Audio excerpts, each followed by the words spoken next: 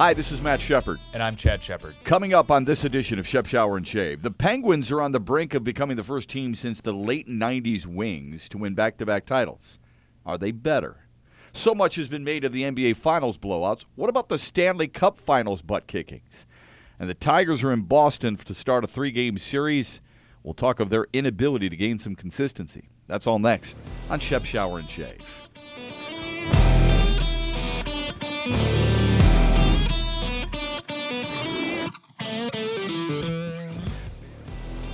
6-0 blowout for the Penguins in Game 5 to regain the edge in the Stanley Cup Finals.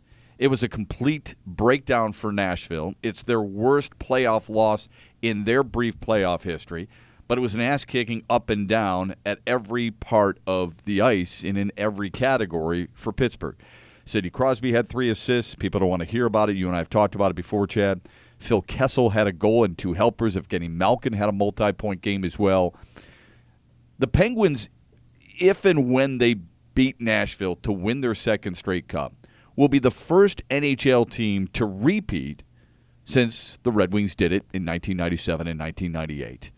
The Red Wings on those two teams had 7 Hall of Famers. The immediate discussion with Pittsburgh's accomplishment will turn toward, just like basketball has done with Golden State, and are they better than Mikey's Bulls? Are they better than Magic's Lakers? Are they better than Larry Bird's Celtics? Are they superior to Isaiah and the Pistons? Oh, check that. Sorry. Those great teams weren't even mentioned in the national media's mouth or in the same frame, which is a joke. But this is what's going to happen. Immediately we take a really good team and associate it with an all-time great team.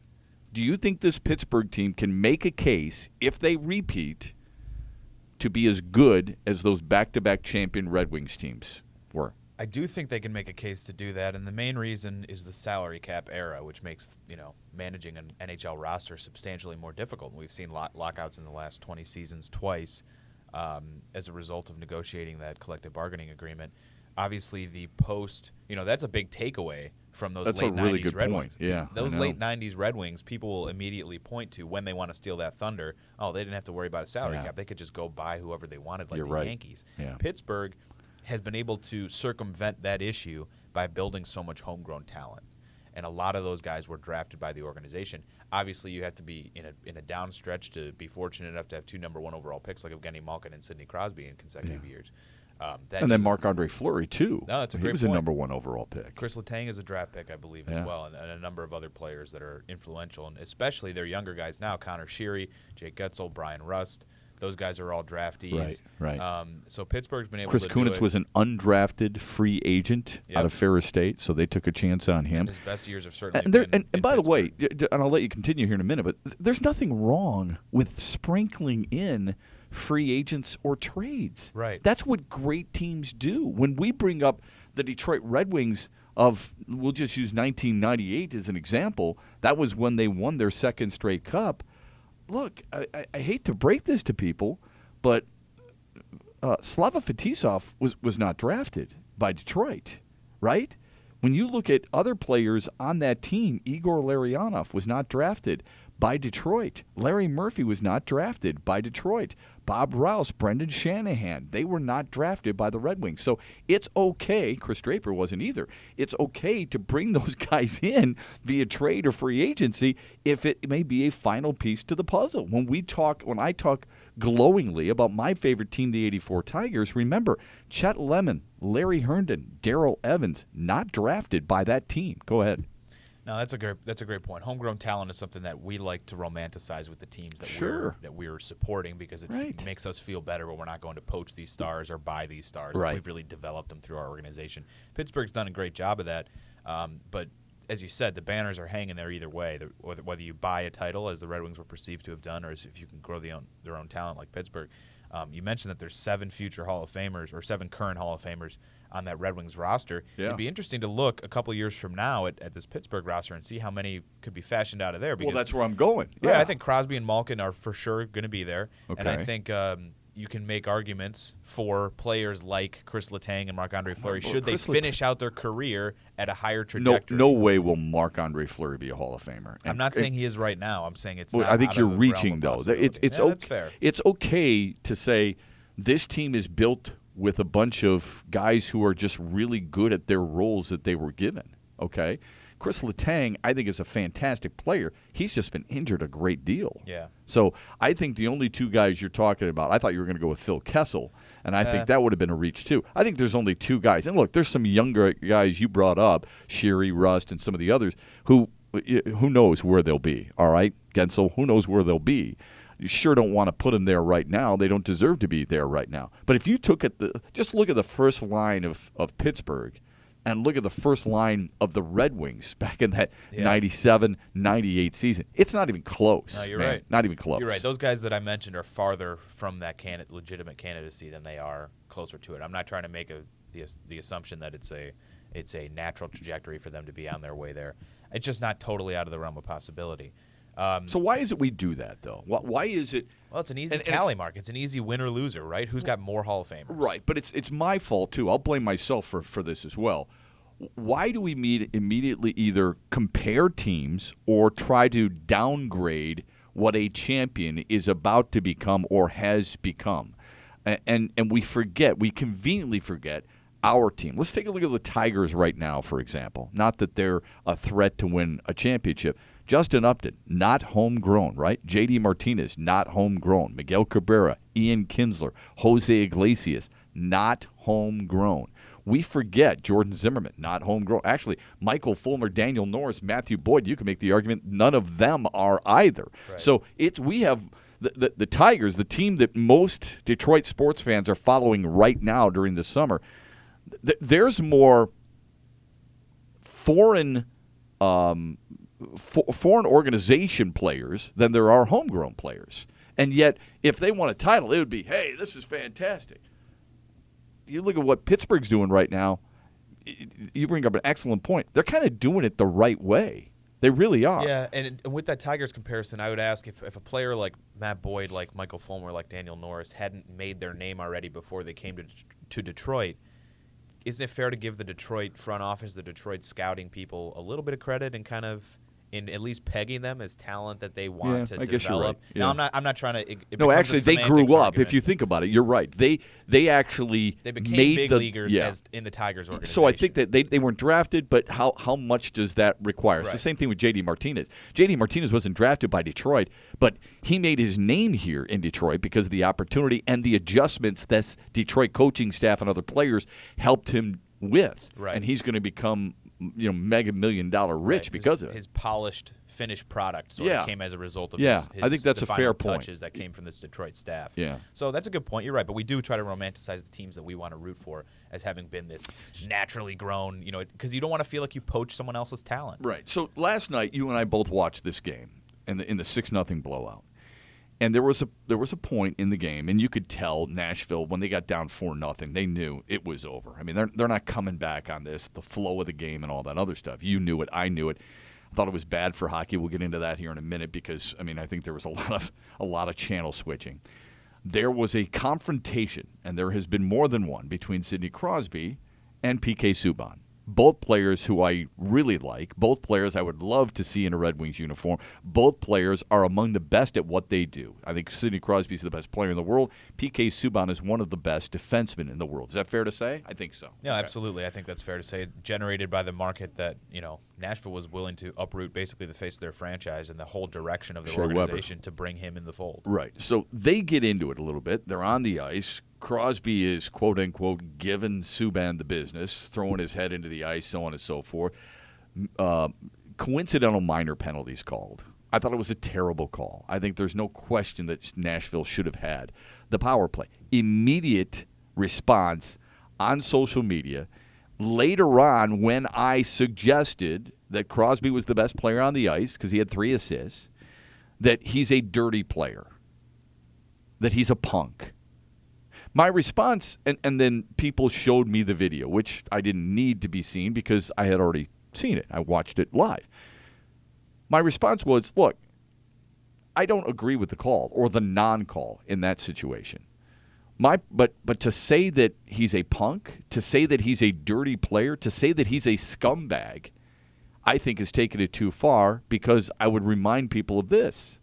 If that's a Red Wing, if that's Marty LaPointe, if that's Darren McCarty, if that's Chris Draper or Thomas Holmstrom, for example, and they're playing that way with that edge, that grit, that fight back, people are going, he can do it all. He can pass. He can score. He sticks up for his teammates.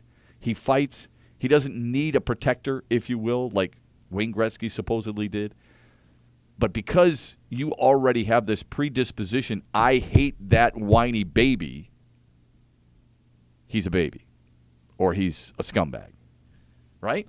Yeah. Isn't that kind of the way we are in sports society today? I'm not saying I'm not like that either, because I feel the same way about Dustin Pedroia. Chad, I do. I mean, Dustin Pedroia is a hell of a second baseman, isn't he? Not a fan of the laser show? I'm not a fan of the laser show. He's a hell of a player, isn't he? He's a tough son of a bitch. And he's not a bad guy to have leading off a game, right? And I wouldn't mind him in a Tigers uniform. I'd still take Kinsler over him. But you wouldn't mind having him. But because he plays for Boston, I can't stand him.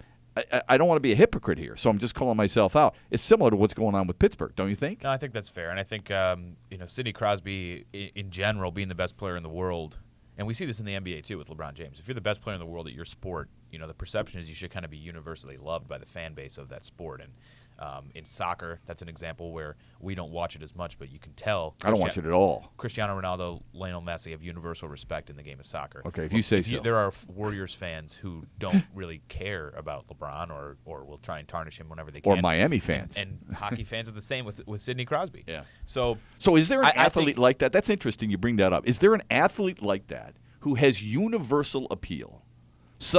Somebody who is, and I know it's not everybody. There's always going to be someone. Is there somebody out there that you would take your big arms around, wrap around him, and say? The answer is going to be different for different people, I think. And part of the thing there is if you like every single aspect about one of these people, they're probably either you're not getting the whole story about who they are as a human being, or they're like more of a robot than a person.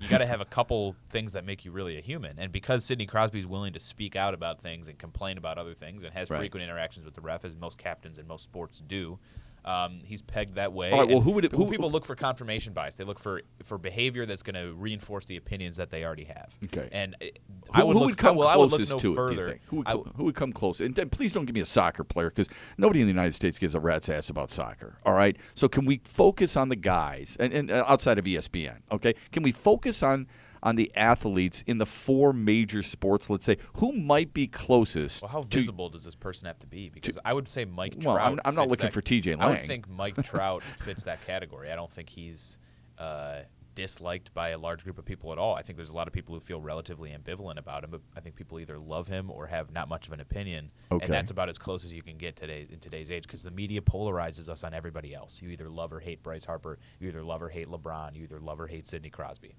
Do you Very think little in between. What about Steph Curry? I think he fits in the same category in the love-hate. Really? Yeah.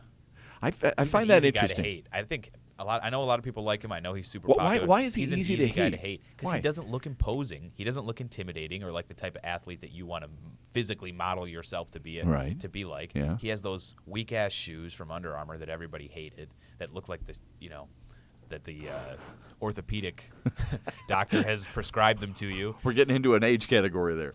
Yeah, well, I mean, I thought you were going to say neither of us are sneakerheads, but neither of us would wear those. Those are lawn cutting shoes. Is what those are. Those are the ones that you get dirty easily. I thought you were going to go with he constantly brought his daughter up to the podium a few years ago, and that got really old. That did get a little bit old, and his wife is in the eye of everybody. So I'm not saying that I dislike his wife or that you have to dislike his wife, but the more touch points you create for people to dislike you with, the more commercials you're in, the more your family gets out there, the more your quote is taken over the paper, the more opportunities people have to get to know you a little bit more. Whether that representation's real or not, they're having chances to get to know the image that you're putting out there, and that's more chances for them to say yes or no, I do or don't like that. All right, let me give you a couple other ones. Clayton Kershaw. I like Clayton Kershaw a lot, but I don't think he has the. I don't think he's polarizing. I don't think he quite has the visibility. I also think he's a guy where we don't know as much about him, and perhaps that's by design. But the gritty, dirty cap, dirt under my fingernails competitor type image is the one that he likes to put out there, and I'm not certain he's a farm through and through. All right. I'm going to give you a couple of more. This is interesting the way this is turned. Tom Brady. Yeah, Tom Brady's probably as far up that list, and I'm a little embarrassed I didn't come up with him sooner. He's probably as far up that list as just about any American athlete. All right, now I'm going to give you the one that I think is a slam dunk. The one guy that is probably universally loved because of the respect people have for him, but he played, that's key, played for one of the most hated franchises, and that's Derek Jeter.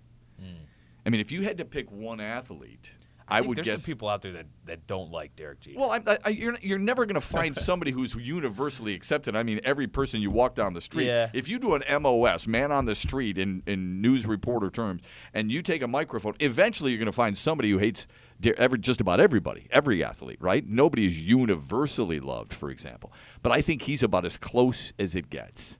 Now here's what I would ask you about Detroit. Give me the Detroit athlete who was universally loved, the one guy. Give me one player, whether you knew him or just read about him. Give me the one guy you say would be universally loved all time. He could run for mayor, he could run for governor, and he would be a runaway winner. Who would it be? Just one person? Just the one player. Give me one player. Doesn't have to be from a specific franchise. It could be any of the franchises. Who's the one guy that most people adore and would never, ever turn on in Detroit? Man, give me an era. It doesn't have to be. If you want to go Al Kaline, that's fine. Yeah. If you want to go Barry Sanders, that's cool too. If you want to go Isaiah Thomas and you want to give it a shot, I think there's only one answer. There's only one answer to this. It's Steve Yzerman. Steve Yzerman is, I mean, he could run for governor tomorrow and would kill anybody. I mean, just from a sports fan basis. If only sports fans were voting, they would all vote for Steve Yzerman. He is the most beloved athlete in Detroit sports history in my mind. I would have maybe said a year ago that Mr. Howe would be right in that conversation as well. Okay. Howe. And so there's a universal respect that's a great angle one. Yeah. there. Yeah, that's a great one. However, he wasn't as present in the consciousness of this younger generation just because we actually witnessed what Steve Yzerman did, whereas Gordie Howe, you're watching older film and things like that. All right, but that's a great discussion. It is. That's fun. Let's talk. Let's stick with hockey and let's talk about the 6-0 blowout. Not from a X's and O's breakdown, but from a standpoint of not being good for the sport. Now, I've gone on and talked about how bad the NBA Finals has been for basketball, because the games have not, I mean, Game 3 was, but the games have not all been all that competitive. They haven't. I mean, even Cleveland not scoring in the final 3 minutes of Game 3, an 11-0 run to finish for Golden State gave them the 3-0 series lead, and that series is now going to be over. So I need your help in this. I've got to be consistent here. If I'm going to constantly rip on the NBA Finals and the NBA playoffs in general and how they're not as competitive as they should be, I've got to be willing to do something similar to the sport of hockey. Pittsburgh played some really close games. Matter of fact, I would say 3, maybe 4 of the 5 games against Columbus were very competitive. They in Washington went 7 games, so obviously very competitive. I believe 4 of those games were within 2 goals, maybe 5 of those games, 2 goals or less. The Ottawa series was fantastic. They had a 2-1 overtime loss. They had a 1-0 win. They had a 3-2 win. They had a 2-1 loss, and they had a 3-2 overtime win in Game 7. So 5 of the 7 games very competitive. This series against Nashville, you've seen a 4-1 Pittsburgh win, a 5-1 Nashville win, a 4-1 Nashville win, and now a 6-0 Pittsburgh win. Good, bad, indifferent, and comparatively to the NBA playoffs, is it good for the sport? Bad for the sport? What say you? I don't think anyone likes a blowout, no matter what you're watching. Anytime you're excited for something and there's anticipation leading up to an event and then it ends earlier than it could have or in less dramatic fashion than it could have, you're bound to be disappointed. Yeah, last night was a bummer. Yeah, I don't think anybody would tell you that they enjoyed Game 1 of the NBA Finals or that they enjoyed last night's game beyond maybe the second period. Outside of that fan market. Right, outside of the hometown fans there. Right. As far as who it hurts more, I think the narrative has been built over this playoff by the way the Golden State has dominated everybody and by the way they performed in games 1 and 2 and really nipped Cleveland at the line in game 3, that we're more likely to have a blowout in the NBA Finals than in the NHL Finals. So the NHL Finals blowouts almost seem like bursts of, it's been a burst type series. We talked about this in the last episode. Yeah. So I don't know. To me, I don't know that it hurts either product more or one product more than the other, but the growing trend that the NBA saw this postseason could be a bigger future problem. But the NBA can overcome it. I mean, their numbers are actually up from a year ago. The television numbers, they're up significantly. Sure. You look at, I just gave you Pittsburgh and some of the close or disparaging numbers to their opponents leading up to the Stanley Cup Finals, then in the Finals. You look at Golden State. One game was competitive against Portland. One. Okay? That was game 3. It was a 6-point difference. You look at the games against Utah. I think there was one game in that sweep. That was game 2. The game against San Antonio, the series against San Antonio, only game 1 was close, and that's because Golden State was down by 26. So that took a while for that series to get, or that game to even get close. And then in this series so far, and we'll see what happens tonight, this is when the NBA season could end. One game's been close, and that was game 3. Now, does that matter? Should that matter? Or is that more of a reflection in just how great a specific team is? That's up to the individual. I just think from a sports standpoint, I read something about how much Golden State's going to lose if they sweep this series because they could have had more games at home, obviously, and they're not going to be able to do that. They're going to lose billions of dollars because of it. Well, ABC played out its 3-week drama. I don't know if you saw the listing of game times and dates before the series actually began, but it's literally about a 3-week window of time. And now what do?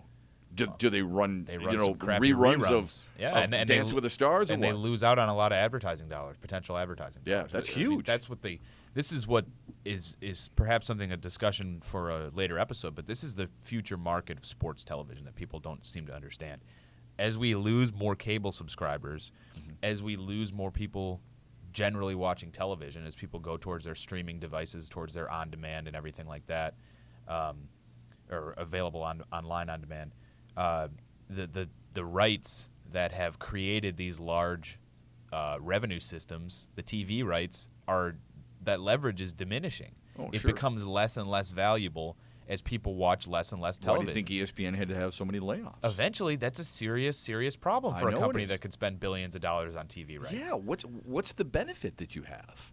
It's a good question. I mean, the model is going to have to change, is my point. Yeah. Yeah, we will save that. That is a very interesting discussion. So you get Game 4 tonight in Cleveland. There will be an emotional burst to start. I can't imagine Cleveland winning the game. I thought the series would end in 5. I said that publicly. I said it on Twitter, whatever. And I gave Cleveland one game, and it was going to be Game 3 at home. I think they delivered their best punch. Golden State took it, got off the mat, and then delivered the knockout. Do you envision Cleveland being able to duplicate the type of effort and then enhancing that effort by closing them out in Game 4? Yeah, I think the last 6 or so minutes of that Game 3, that's about as demeaning as it can be for Cleveland. And you talk about taking the wind out of your sails. When you feel that nothing is locked up, obviously, in a game like that, but when you're pretty darn close to having Golden State on the ropes and actually pulling yourself to within having a shot of this series, and the last 4 or 5 minutes go the way they did, that's disheartening. That's crushing. That could be enough to end Game 4 before it even tips off. Yeah. So I expect Golden State to take care of business. And as I said earlier in the series, Cleveland was not going to win a game without Kyrie Irving taking over a little bit. He did take over in Game 3, but down the stretch, the Cavs still had to resort to step-back ISOs. Right. Unadvisable jump shots, things like that. And, passing up some good shots inside. And Golden State hit their rough patch when they were doing something similar. They had a stagnant offense. Steve Kerr called a timeout. They got back to moving the ball around a little bit in the second half, and that's when they came back.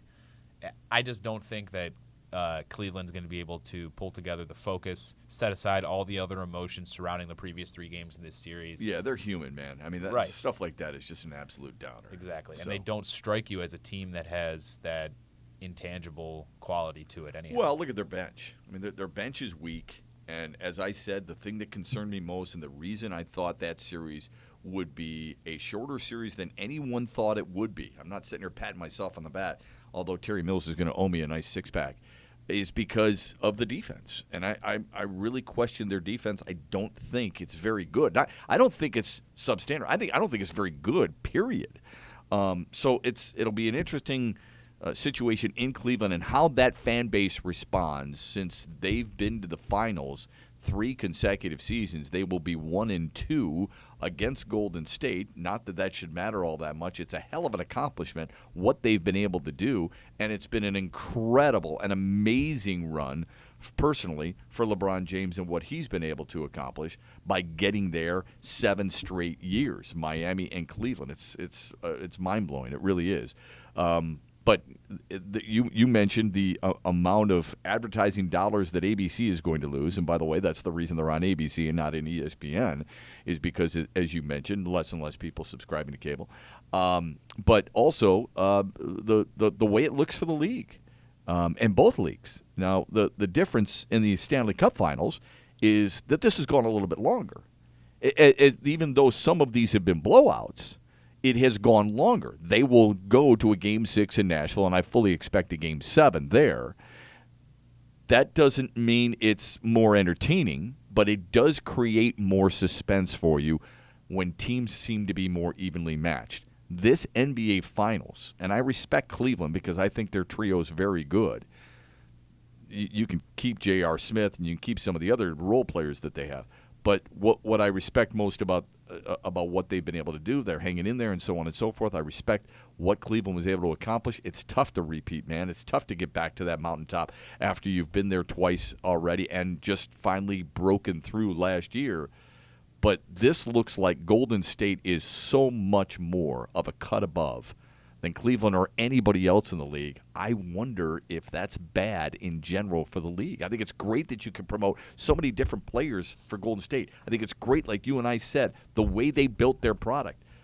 But beating the crap out of everybody, I wonder how much that really helps the league in general. I think this next summer is really going to shape the future of the immediate future of the NBA based on the free agency. And we heard LeBron's comments in recent days about, if I'm an owner, I'm going out and I'm spending on everybody.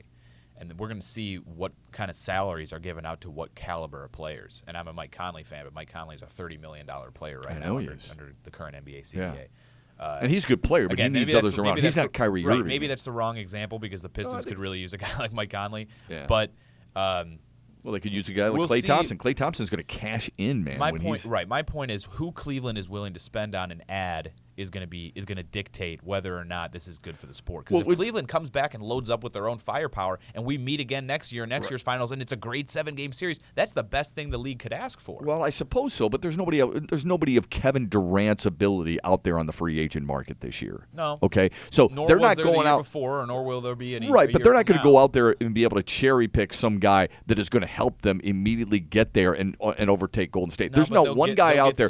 They'll get a couple guys. Sure, they will. LeBron said during the season that he wanted certain guys. Yeah, and he wanted Darren Williams. Okay, and how much is he? He went over. He missed his first 11 shots in the NBA Finals. LeBron James needs to focus on playing basketball and bringing his team together instead of building a basketball team, because a lot of the guys that he wanted have not paid off. Well, it's too far gone for right now. I would also tell you this regarding LeBron James. That's his message to Dan Gilbert. If I'm an owner, wink, wink, wink, you got to go out and spend. That's not very like subtle. Dan Gilbert hasn't spent. Nobody has spent more than he has. That's the thing that bothers me. That's fair, but there were some really interesting quotes from LeBron's press conference the other day about the way Golden State is built and comparing Kevin Durant going to play there with him going to play in Miami and how things have worked. And he tried to find the differences in that. And he talked about how much of Golden State's talent is homegrown, how little it was in Miami, how many under the CBA, there's something called the bird rights, I believe, where a team has drafted a player and has the ability to extend that player and things like that. Yeah. Golden State's able to do that with a number of their guys, with Curry, with Thompson, with a few others. All they had to do last year was ditch Harrison Barnes and not re-sign Andrew Bogut, and that really cleared up the room for them to do everything else they needed. Smart management. Okay, so LeBron and the Cavs, it's not necessarily LeBron signing the contract. The Cavs as a whole maybe have not done as good a job managing that cash flow. But we've talked in the past about who's better. The problem is Golden State has this depth when in reality, if you look at their roster, you should say, oh, man, that team's really top-heavy.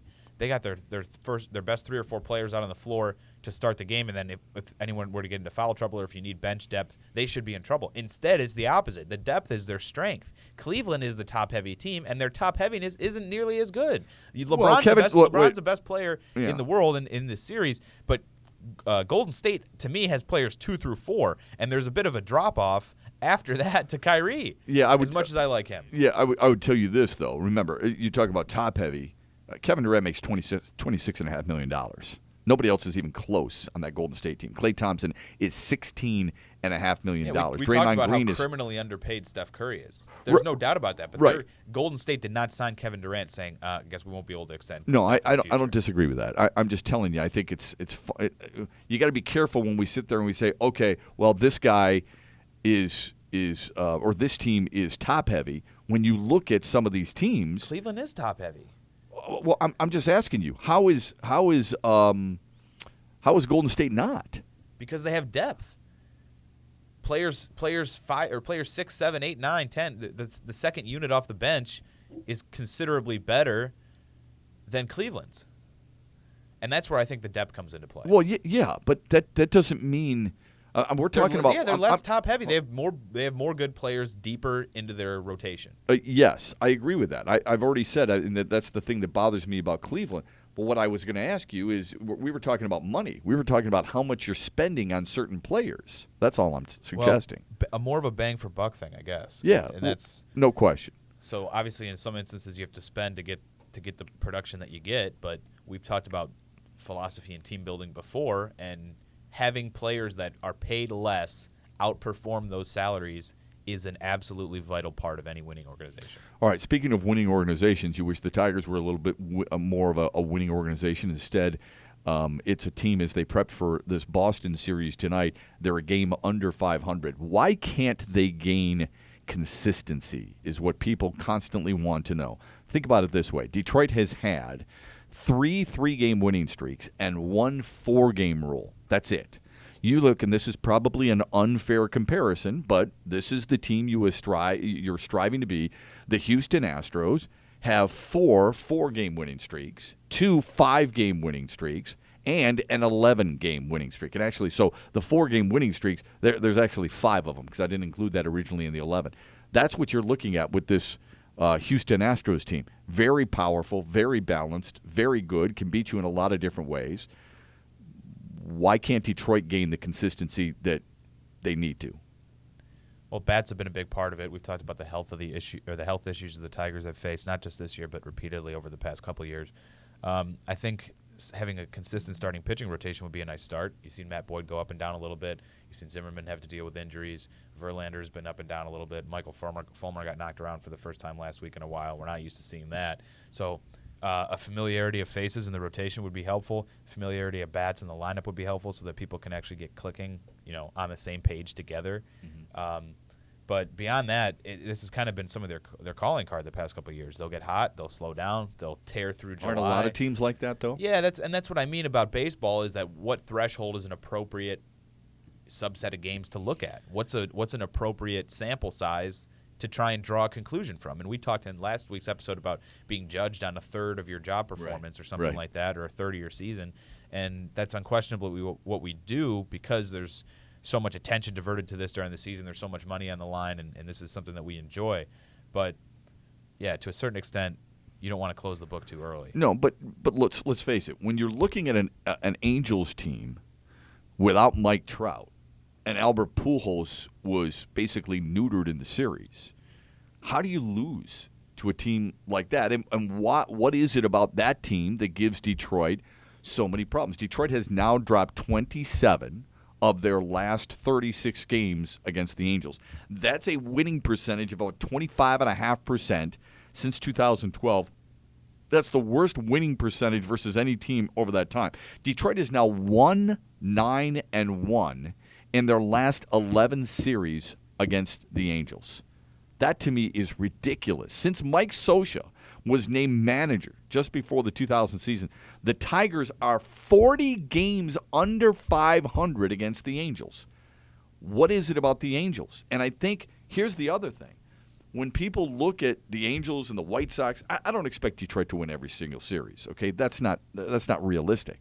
But there are certain teams that you look at and certain matchups you look at that you feel like would benefit this team, and they can't seem to do it. And that, I think, is what is their biggest problem with consistency. All the things you brought up, excellent points, no doubt about it.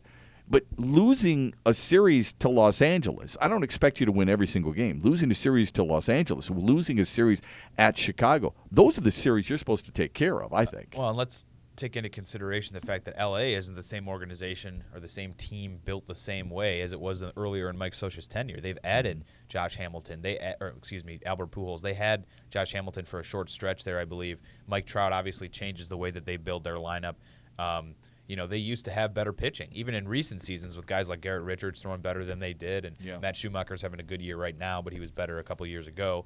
Jared Weaver is in San Diego, and he's not the Jared Weaver that once had tussles with Justin Verlander and things like that. So this is an organization that's evolved over time, and it seems like the Tigers are still losing to them in the same ways, a decade later or so, and that's the frustrating part. I wonder how much of that has to do with Mike Scioscia's willingness to be super aggressive against Detroit, what about the people and take advantage of. Let's give some credit to the people of Los Angeles and to the organization for letting Mike Scioscia do his job. And he's unquestionably been a better manager in L.A. than Brad Ausmus has in Detroit. I'm not trying to defend Ausmus with this necessarily, but in all four sports that we have here in Detroit, we jump down the coach's throat like that. Right. And out in L.A., they've let Mike Scioscia do his job. There are seasons that he had there that he wouldn't have survived in Detroit, I think, with a couple of their finishes and the way where they finished in the AL West and not making the playoffs for the stretches they have. And his seat is hot now, I'm sure, because they need to win in this Mike Trout era. Yeah. But sometimes laissez-faire can be a bit of a better approach